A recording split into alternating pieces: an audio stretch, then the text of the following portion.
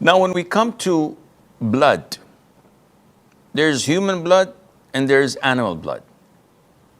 Human blood that has no difference of opinion among scholars is the blood of menses and the postnatal bleeding. This is agreed upon, and the evidences of its impurity is overwhelming, and so many of them. And the Prophet ﷺ, when asked about the menstrual blood on the garment, he said, scratch it, then rub it with water, then rinse it, then you may pray wearing it. So it has to be washed and removed, which indicates that it is a najasa without any doubt on that. The second type of bloods, human bloods, are anything else other than menstrual blood or postnatal bleeding blood.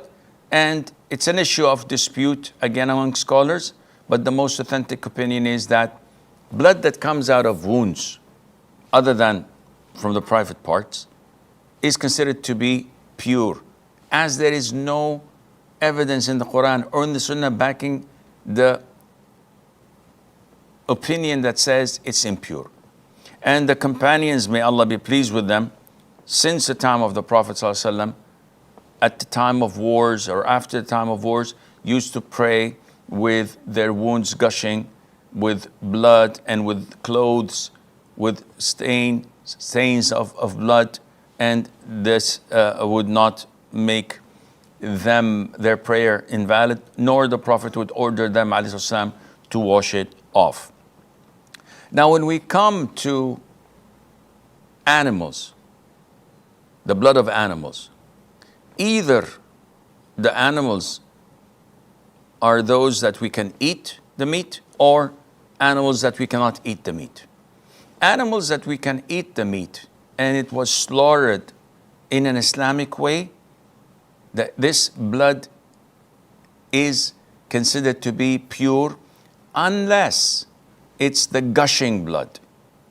So the blood that remains in the veins of the meat after we slaughter the animal, when we take a big chunk of steak and we cook it and we find that there is traces of blood maybe coming on top, this blood is forgiven because it's not gushing and it's pure.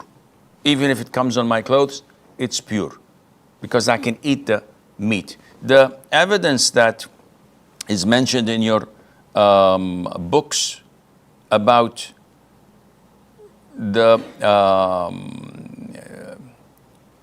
disbelievers bringing the intestines while the Prophet ﷺ was praying, and they brought the placenta of a camel and placed it on the Prophet's back while he was praying, and they say that this is an evidence that it is pure. This is a wrong evidence. Why? Because this camel was not slaughtered according to Islamic way. So everything in it is impure and najis. These are idol worshippers.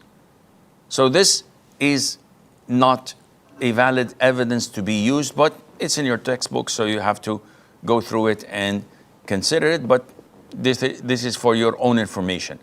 Any animal that is not slaughtered according to Islamic way, the whole thing is najis.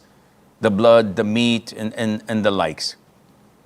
So then what is the evidence that the blood of such animals that we can eat is considered to be halal? Allah Azza wa Jal says, so I do not find within which was revealed to me anything forbidden to one who would eat it, unless it be a dead animal or blood spilled out of the flesh of swine, for indeed it is impure.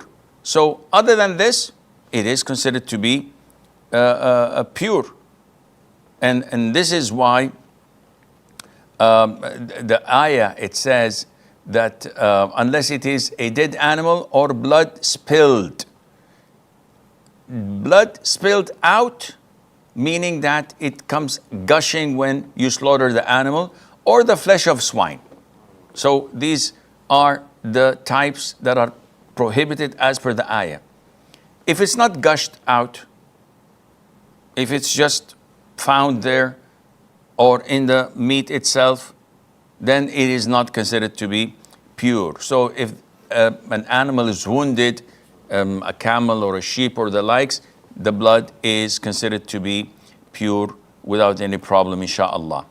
And as for the blood of animals that we don't eat the meat, then there is no dispute in that. It is totally impure and najis. The exception is in the hadith of the Prophet ﷺ, when he said, there are two bloods and two dead meat that were permitted for us. And we know blood and dead meat are haram as per the Quran.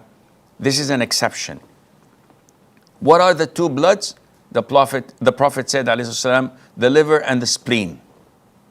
So these are the origin of blood in the human body and in animals. So we can consume this when we slaughter an animal that is halal. No one would say that, oh, the liver is all blood, we should not eat it. No, you can eat it and the spleen. And the two dead are the fish and the locust.